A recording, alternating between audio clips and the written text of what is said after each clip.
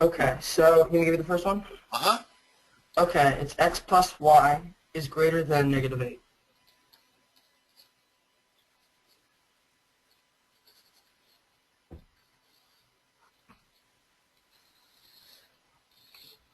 All right.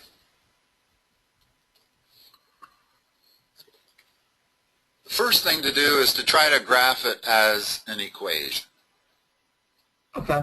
Okay, and if you were going to graph x plus y is equal to negative 8, how would you graph that? You want to be negative 8y and negative 8x? Or... Well, there's two things you can do. You can put it in y equal mx plus b format, which isn't a bad thing to do. In other words, y equal mx plus b, which requires me to manipulate this equation. Okay. The other way to graph it, because this equation right now is in standard format. Okay. So when an equation of a line is in standard format, there's actually a better way to graph it than manipulating it and getting it into y equal mx plus b. Okay. You'll agree with me. If we can find the x-intercept and the y-intercept, that'll be 2 points, and we can draw the line. Okay. X-intercept, well, the y-intercept means what about x? It's not like it's opposite of x. It's Hold on. Think about it for a moment. When I'm on, if I have a line, and I'm on the y-intercept, what is that saying about x at that point in time? Oh, that it's at 0x. Exactly. That's a huge concept to understand. When we're plotting the y-intercept, make x 0. So what would y be? Negative 8. Okay, I'm going to put negative 8 right there. So this point is on our line. Okay. X-intercept means what about y? If you do negative 8x and 0y. Or no? Well, when I talk about the x-intercept, it by definition means that y is 0. Right? Okay. In other words, if I'm on the x-axis, that means y is 0. So, to find the x-intercept, plug in 0 for y, and you also get x equal minus 8. Okay. We now have 2 points. We can draw a line through those 2 points. Now, that's the equation of that line. But we're not dealing with an equation. We're dealing with an... Mom! Your phone's calling something. I cannot hear it all.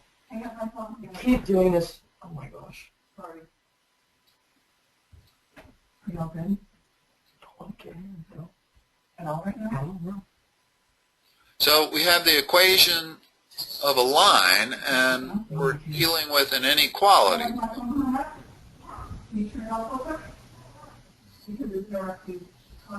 Oh, yeah. Okay. Mr. Cohen? Yes, okay. Sorry about that. That's okay, no problem. Okay, so we need to convert this line of an equation into an inequality, because they're not exactly the same, and you got to be a little careful. First of all, should this be a dotted line or a solid line? Wouldn't it be a dotted line? Yes. Because if there's a line under the symbol, then it's a... Exactly. In other words, if there's no equal sign and you're dealing with an inequality, then it's a dotted line. Okay. It's supposed to be a straight line. Apologize for my lack of artistic ability. Oh, it's okay. Now, but we have to shade one side or the other of this line. Mm-hmm. Okay? So whenever you're shading the line, to determine which side of that line you're on, you want to make that inequality be y. In other words, if I move the x to the other side, which I'm allowed to do, I get y is greater than minus x minus 8. And now I know which side of the line to be on. Just look to the y-axis. In other words, it's y that has to be greater than this dotted line. So which side am I on, above or below? Above. Yeah, if I look to the y-axis, any point right there would be above it, or there, or there. Well, that means I have to shade this whole area right here. Okay. Here's my question. Could you just take like coordinate 0, 0, and put them in for x and y, and if that's true to the equation, you'd like shade in that area, or no? Well, let me think for a moment. So you're saying if I put in a point 0, 0, which is right there, right, and it's true to that inequality, you're right. That's not a bad way to think about it. Yeah, that works. Okay. Okay, awesome. Now, let's back up just a second here, because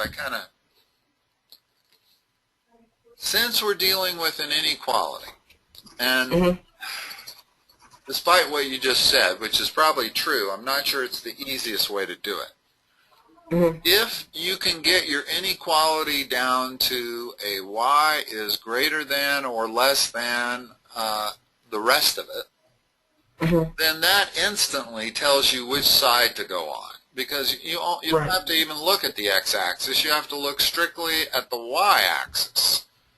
And figure out that, well, if y is greater than whatever this line is, then we have to be on this side of it. If y is less than that line, then we have to be on this side of it. That makes sense. You don't really have to consider anything but the y-axis.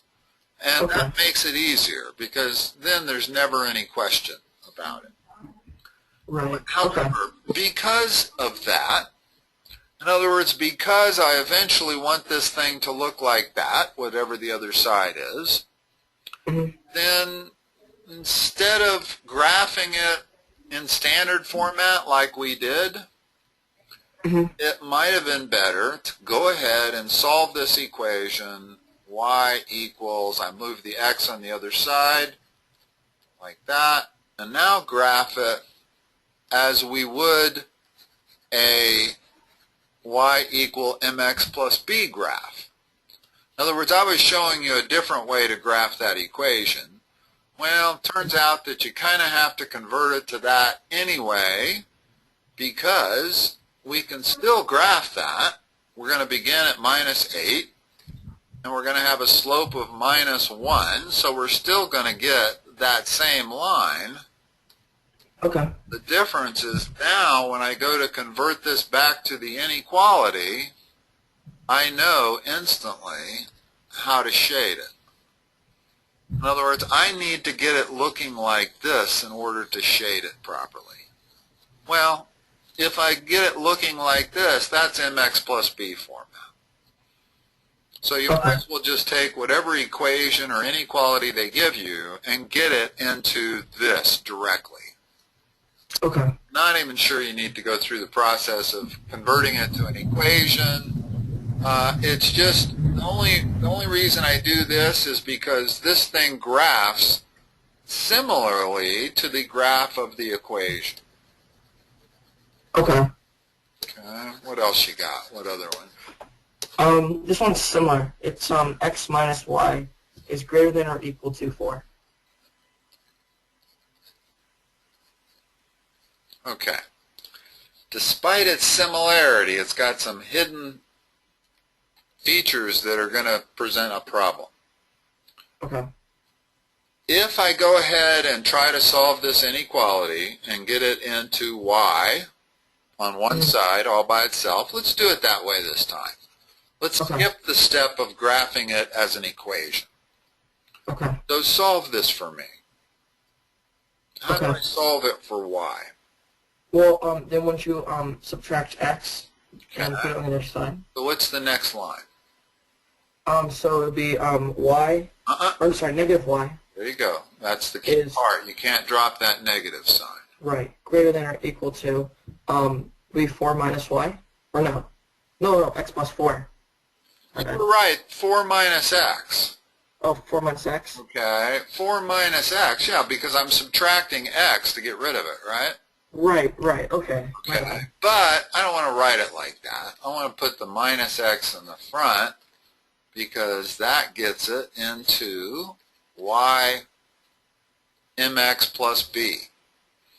In other words, when I write it like this, it's almost in y equal mx plus b format, and now I can graph it easier. Okay. However, there's still a problem. I got a negative sign over there. Yeah. What do I do about that? I don't know. But we divide both sides by -1. Oh, okay.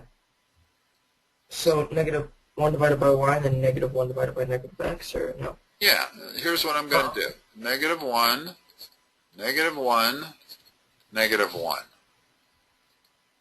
Just like equations with inequalities, you can do whatever you want to one side as long as you do it to the other. Okay. However, there is one major difference. That is that when you divide or multiply by a negative number, you have to turn that inequality the other way. Okay, so when I do this, I do end up with y over here, but it now is less than or equal to positive x minus 4. Okay. In other words, that's positive x, that's minus 4. So I not only had to divide every term by -1, but I had to turn the sign of the inequality around, which is key, because that means that when we graph this line, we have to be on the underside of it. Okay. Not the overside. So how do I graph that? So would it be... Where do I start? Would you start with 0 or no? No. The first point, remember, we're in y equal mx plus b format. Oh, my bad. So then it'll be -4. Okay. There's On the y. 4. Okay, so there's the first point. What's our slope? X. It's the coefficient of x, not x. Coefficient of x.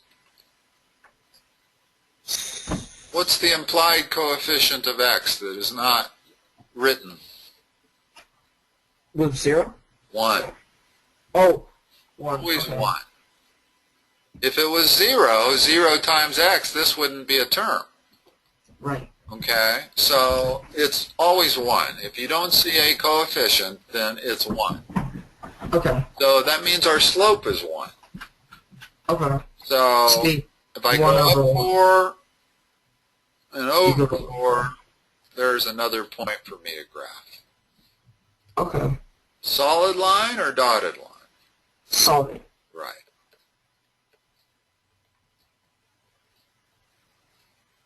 Which side to shade? Looking at this right here.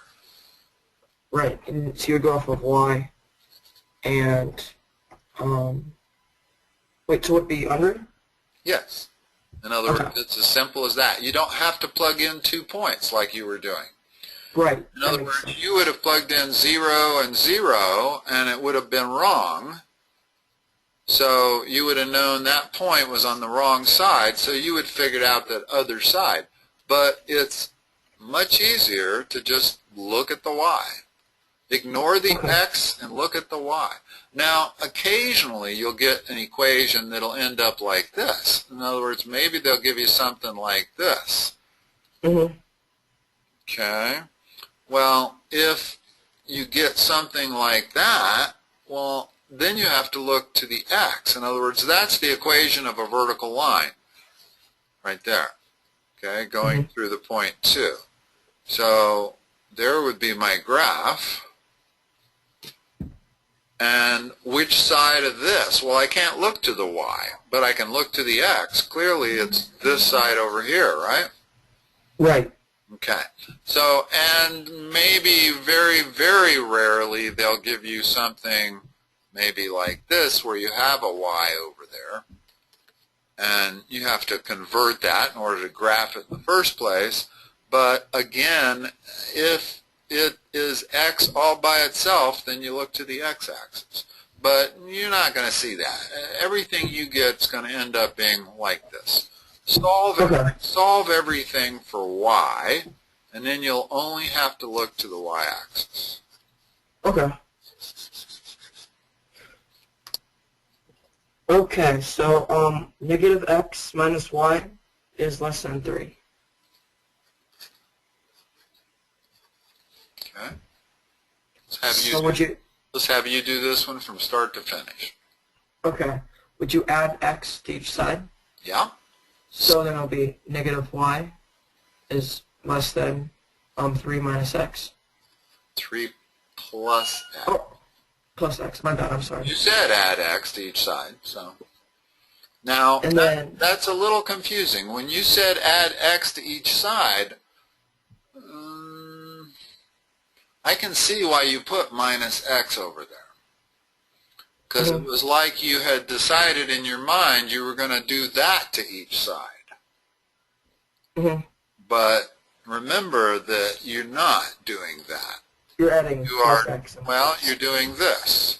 So this is what you're doing. In order to get rid of that x, we need to do the... I actually prefer to do algebra slightly different than the way they teach it. I never write that there. Here's what I do. I say that if I want to move that to the other side, move it and change its sign. Okay. That's all. Okay. And it doesn't matter if it's a number or a variable. If I have this, and I want to move this 2 to the other side, then I do it and change its sign, which means it'll be minus 3 minus 2. Or minus 1. And I personally think it's an easier way to think about solving algebraic equations, as opposed to what they teach you, which is, okay, I'm going to add x there, and I'm going to add x there. The way they teach it probably causes less errors. Okay. But whatever. Now what? Would you divide all 3 by 1? So what's the next line? Not by 1, by negative 1. Negative 1, right, because we want to make y a positive, right? Exactly. Okay, so then it'll be positive y, and then you change the sign the other way around. So it'll be y is greater than, and then it'll be negative 3, and then negative x. Okay. Now, in order to graph this, this is close to being in y equal mx plus b format. The only thing is, the x is on the right and the 3 is on the left, so let's switch that around. How should I write it? Y is greater than negative x minus 3. Okay. Now we have something we can graph. Okay. Where do I So you start on the y-axis with negative 3. We know that point's on our graph. And then you would do 1 for negative x, right? Well, our slope is the next thing we need. What's our slope? Would it be positive 1? No. Negative 1. Negative 1. My bad. That's all right. There's an implied 1 there, still. Okay. If there's no coefficient, even with the negative sign, it means negative 1. So where's my next point going to be? Aren't you going down to the right, down 1? Okay. Over 1, down 1? Yeah. Only if I do just 1, I don't get a very accurate picture. So you can go like down 3 over 3? Yeah, or how about up 3 and left 3? In other words, it's easier for me to make that isosceles triangle there. Right. From a accuracy point of view, I'm pretty sure that that side is the same side as that, and that gives me, the only thing I care about is that I get a slope of -1. In other words, I got to be very careful whether I go to the right or the left. Always go the direction that's going to give you the slope, the sign of the slope you're looking for. So would it be on top of the line? Yes. Okay. See, once you get it like this, it's real easy. If you just look to the y-axis, it has to be there. And would the line be dotted then, too? It would be. Good catch. Okay. Good catch. Okay. Okay. The next one is x plus 6y is less than or equal to 12. Now again, I could graph that easily if I just found the x and y intercepts. Mm-hmm. But in order to know which side of that line that we're going to be on, we're going to need to solve this thing for y. So let's just go ahead and do that. Okay. So what to do? Put in 0 for x. No, that's the old way. That I shouldn't have really suggested that method. That's Okay. not a bad way to graph equations. If you have the x and the y on the same side and the number on the other, the easiest way to graph that as an equation is to do the technique that I suggested, where you let one equal to 0, solve for the other, let the first one equal to 0, and solve for the other. But since in order to figure out which side, we have to decide which side of the line we're going to be on, we might as well solve this for y, right? In other words, right. Ultimately, we have to do that anyway. So doing that first step is kind of a wasted step. So let's solve this inequality for y. Would you divide by 6? Not yet. No. Isolate it in pieces. Eventually we're going to divide by 6, but that's not our first step. What's our first step? Do we want to move x over to the other side? Yes. Okay. So the next line is what? It's going to be 6y is less than or equal to Just less than. 12. Oh, no, it was less than or equal to. Oh, it was that. Okay, go ahead. And then it'll be 12 minus x. Let's put the x in the correct spot immediately. Oh, so negative x. Yeah. In other words, why not let's save ourselves a step by doing that. Okay. Okay. And now what? Now do you divide? Now you divide both sides by a positive 6, so we don't have to worry about changing the sign. And also notice you don't have to worry about changing the sign if you're adding or subtracting negative numbers. It's only if you're multiplying or dividing by a negative number that you have to change that sign. Okay. Now what? Okay, so it'll be y is less than or equal to, and then would it be 6x? Or no? No, you said divide by 6. Let's do it. Division by 6. Oh, so it'll be then x over 6? Negative X over 6. Plus 6. It's 12 divided by 6. Oh, I'm sorry, my bad, 2. Okay.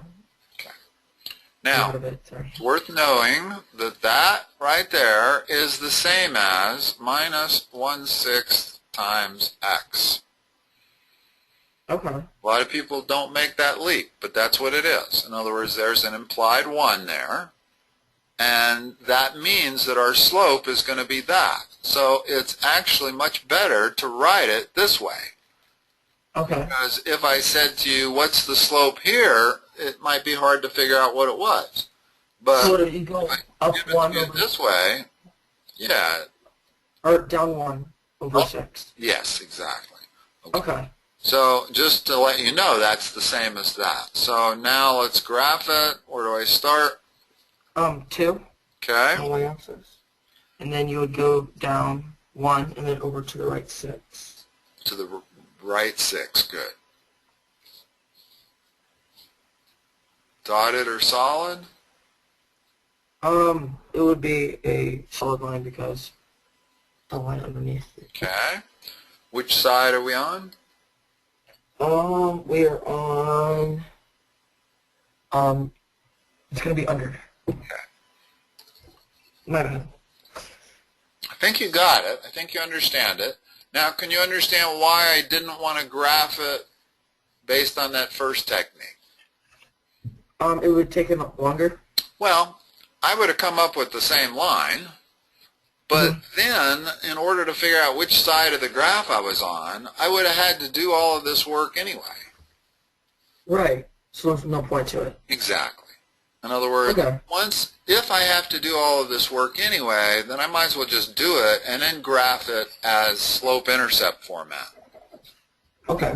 We all, you know how to graph slope-intercept format. Right. All right. Okay.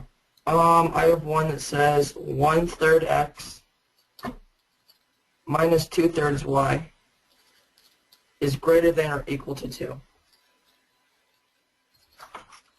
Okay.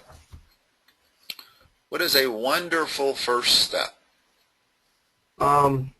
Divide 1/3 and by negative 2/3 2.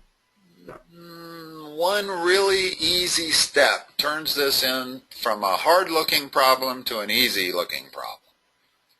How about if I multiply both sides by what? 1/3? No, 1/3. 2. By 3. 3. Oh, because both of the Our denominators. goal is to get rid of the denominators. In other words, Okay. I could have written this like this.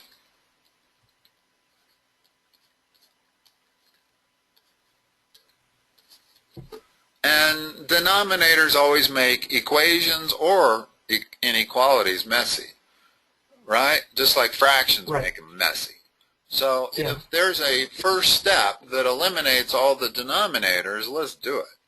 Well, if I multiply everything by 3, multiply that by 3, this by 3, and this by 3, what am I left with? X minus 2y 2y greater than or equal to 6. Now this is an easy problem compared to what we started with, right? Right. So, and even if these fractions are different numbers, let's say that was a 4. Well, then I'd want to multiply everything by 12 to get rid. To get rid of both denominators in one step. I could multiply by 12, which is a common denominator, but it's using it in a little different way. So now this is our problem, and it doesn't matter that I multiplied both sides by 3. This is the same line that this was. Nothing changed.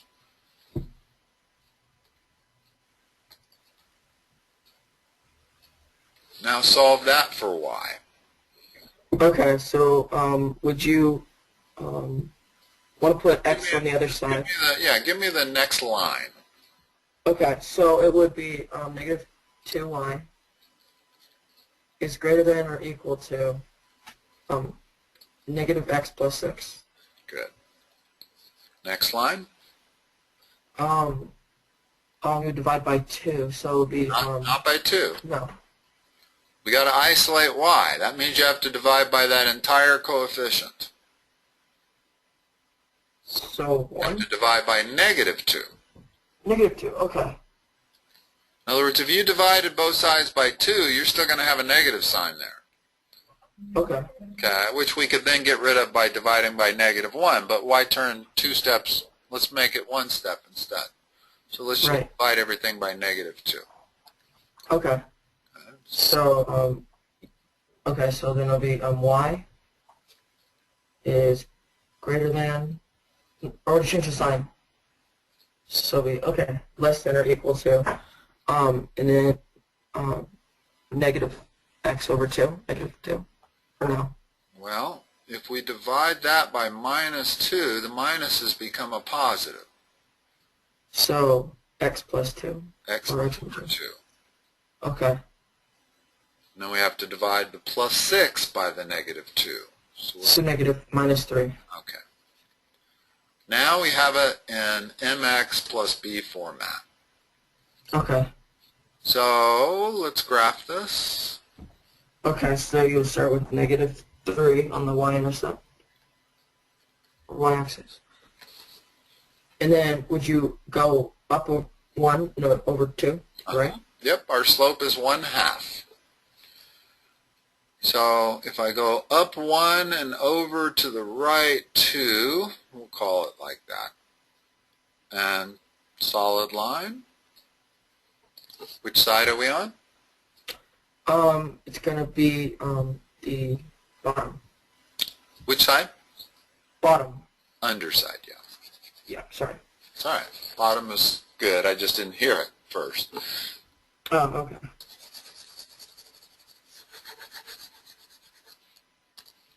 Okay. It's 11:30. I'm perfectly willing to go over if you have some more problems you need to look at. You only scheduled for a half hour, but I don't have anything in the next half hour, so it's totally up to you where you want to stop. You just want to stop for now? Sure. And, yeah, and incidentally, for the future references, if we go over like 10 minutes, I do only charge for 40 minutes. I don't charge you a whole nother half hour. oh, okay. So if ever you schedule a half-hour session and you have a problem or two at the end that you want to make sure you cover, then I don't mind going over, as long as I don't have anything scheduled in the next half hour. Right. Like Okay. today. But it's fine to stop here if that covers it. I think you understand it at this point. Okay. Well, thank you so much for your help. You're welcome, Connor, and I'll talk to you next time. Okay, sounds good. Talk to you later.